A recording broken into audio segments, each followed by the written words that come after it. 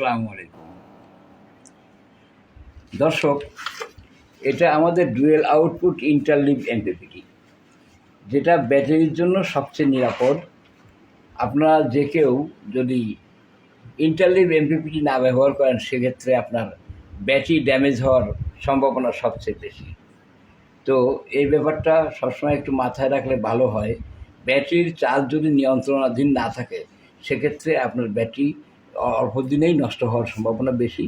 যে কারণে আমরা অনেক ধরনের এমপিপিটি প্রস্তুত করার চেষ্টা করা সত্ত্বেও আমরা dual output STM based MPPT করেছি। এবং এটা আমাদের এসটিএম পিসিইউ, সোলার পিসিইউ, এটাও 4 লাইন ডিসপ্লে, 2 লাইন। আরেকটা ব্যাপার হলো এই যে এটা আমাদের ডিএসপির একটা ভার্সান, এনার্জেক্সের ডিএসপি, যেটা ট্রান্সফর্মারটা আইসোলেট হয়ে থাকে।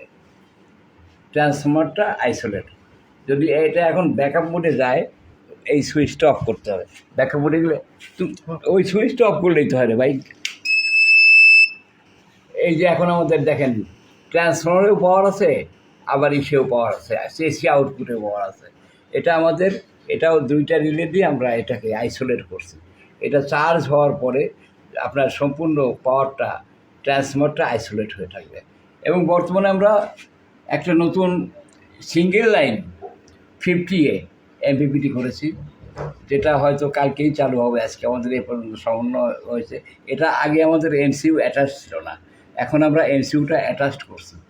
এই যে ব্যাপারটা, এমসিইউগুলো অ্যাটাচড করা, এবং এগুলো আপনার দীর্ঘদিনে যথেষ্ট পরিমাণ পাওয়ার সেভিংস হবে আপনার। এটা আমরা 5 কেবি পর্যন্ত করতে পারবো। আর তাছাড়া আমাদের সোলার পিসিইউগুলো ওই যে টেস্টিং হচ্ছে, রেডি মালও আছে।